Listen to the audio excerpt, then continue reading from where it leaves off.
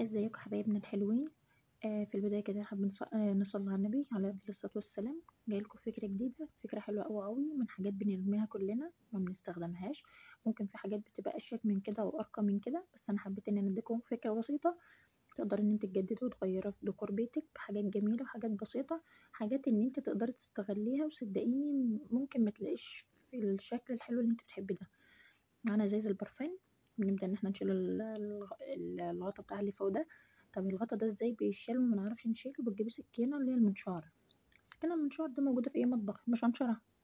تبدأ ان انت تشيلي بيها، واي ديكورات زينة عندك، اي حاجة دلولي اهو، شايفة اهو، بقوله بسكينة منشار. تمام اهو، تبدأ ان انت تشيلها بالطريقة دي، بتلاقي بتشيل معاكي بكل سهولة، لفها يمين وشمال لحد ما تشيل معاكي اهو. ايه رأيك؟ حاجة جميلة. انا بديك الفكرة في كذا ازازة ان انت تقدري تستغليها. صدقني دي بتتحط على التسريحة، تتحط جنب الشاشة، تتحط في المطبخ، وتقدري تغيري ديكورات بيتك. بتقدري تجددي حاجات كتير. انا بديكي فكرة ان انت ممكن تسيبها سادة اهو، وممكن احنا نزينها. هوريك نزينها ازاي. زي ما قلت لك، في حاجات موجودة عندك في البيت انت رمياها، لا انا ممكن استغل الحاجة دي مع الحاجة دي، وهقدر ان انا اطلع منها تحفة حلوة اهو. حطيت عصفورتين عليهم الماس شكلهم حلو أوي. ايه رايك؟ غيرنا ولا ما غيرناش؟ دي ازازة تانية بوريكي كذا شكل. دي طبعا مختلفة شوية، الغطا ده بالشال، هو كبس بنها فيها. تمام. وابدأ ان انا اشيل برضو البوز اللي فوق ده اهو. بتشيل بكل سهولة على فكرة يا جماعة، ما هي صعبة ولا اي حاجة. الازازة ده مش محتاجة ان انا ازينها، هي لوحدها ما شاء الله شكلها حلو. لا هزينها ولا هلزق على اي حاجة، هشيل منها بس البتاع اللي فوق. انت هتقدري تحكمي على الحاجة اللي قدامك. عندك اي ازازة، انا بديكوا يعني ايه، افكار بسيطة وانت تشتغلي بيها. طبعا كان عندي الآية دي كان كلها فيها سلاسل زي دي، اتبهدلت وباظت. فطبعا كانت مركونة في مكان، فقلت لا انا بحب ان انا دايما يبقى دايما جنبي الآيات القرآنية، الحاجات الحلوة دي. عندي سر بتاع الركنة، سر من تقدري ان انت تغيري بحاجات كتير. طبعا عندي ده ما بستغناش عنه، اللي هو السر اللي انت شايفاه قدامك ده، مش عارفة اسمه ايه، بس انا عملته. بقولك ان هي تحتاج 6، عديتهم 1 2 3، والجنب التاني 3 زيهم.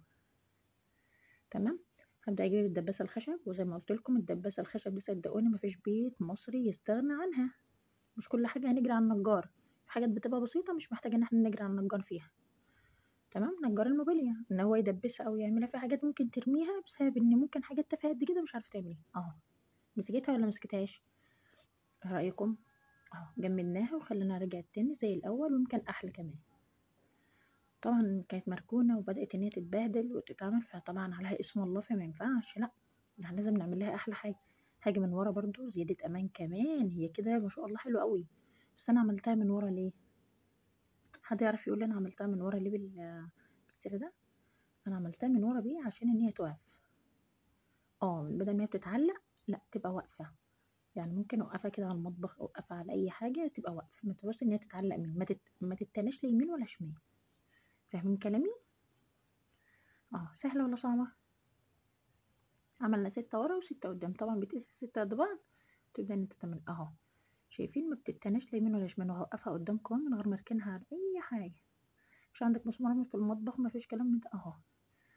كلنا عندنا في البيت آيات قرآنية من دي، وفي كتير اتأهمل بسبب الأطفال، لا نحاول ان احنا نرجعها تاني ونجددها. طبعا ده عندي أطباق بلاستيك في المطبخ، عايزة اعمل بقى زهريات ورد كده وحاجات، حاجات تبان بقى. احنا اللي احنا عملناه ده شغل مكاتب وشغل تسريحة وحاجات من دي. انا عايزة ازين المطبخ. احنا طبعا داخلين على رمضان، واستعدوا لحاجات رمضان اللي هعملها معاكم، حاجات بسيطة وحاجات سهلة. وانتوا طبعا بتقعدوا تقولوا لي انت بتدينا افكار حلوة وحاجات جميلة وحاجات في البيت. تمام. طبعا عندي شكلين مختلفين، عندي من دي كذا شكل على فكرة، يعني الوان، هي نفس الحاجات دي بس الوان. هجيب انا الخيط المبروم بتاعي ده. تمام. وابدا ان انا الزقه هنا كده، نديه شكل مختلف شويه. احنا حابين ان احنا ندلعها، حابين ان احنا ندلعها، ما نسيبهاش زي ما هي كده اهو. شايفين؟ نمشي بالمسدس الشمع واحده واحده اهو. ايه رايكم؟ افكار سهله وافكار بسيطه، والكل يقدر ان هو ينفذها في البيت. صدقيني انت ممكن وانت قاعده كده في البيت، اولا يعني مفيش بيت خالي من الورود. عندك فازات، عندك زهريه، عندك حاجات من دي، كل ده موجود في البيت.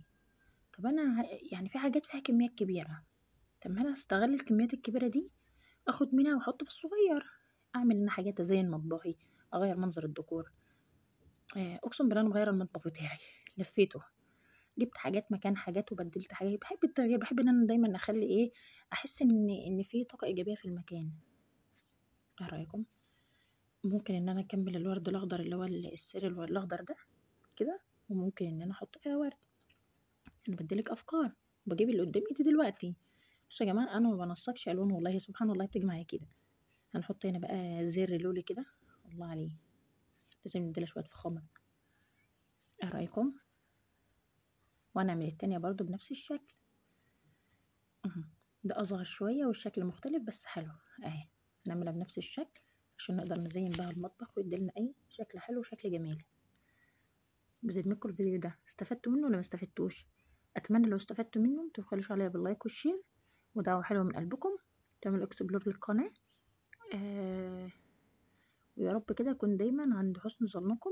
دي في الاخر اهو، ايه رايكم؟ بقت شكلها حلو. دي زي ما قلت لكم الشكل الجمالي بتاعها والله حلو قوي قوي بجد، جميله. شايفين اهو. بنروح نجيب الحاجات اللي هي البلاستيكيات دي بمبالغ ضئيلة. لا احنا الحمد لله ممكن نجدد ونعمل حاجات من بيتنا. كلنا عندنا الورود، كلنا عندنا الحاجات دي. انا بديلك افكار بسيطة، وانت حسب الامكانيات اللي عندك تقدري ان انت تشتغلي بيها. تمام. بجد بشكر كل اخواتي اللي بيبعتوا لي دايما الكومنتات وبيجبروا بخاطري، بيقفوا معايا بيعملوا القناة. متحرمش منكم ابدا، ويخليكم ليا يا رب كده، واقدر ان انا اعمل فيديوهات تنول اعجابكم. ولو اي حد عنده تعليق صدقوني انا ما بزعلش، بس يا ريت يكون في الصميم نفسه، في صميم الفيديو. يعني لو في حد مثلا شاف حاجه مثلا لا دي ممكن تجددي فيها كذا، والله بحب اخد ارائكم. تمام. احنا بندي لبعض افكار، يعني ممكن حد يديني فكره على حاجه، ممكن انا اديلكوا فكره على حاجه تانية. فاهمين؟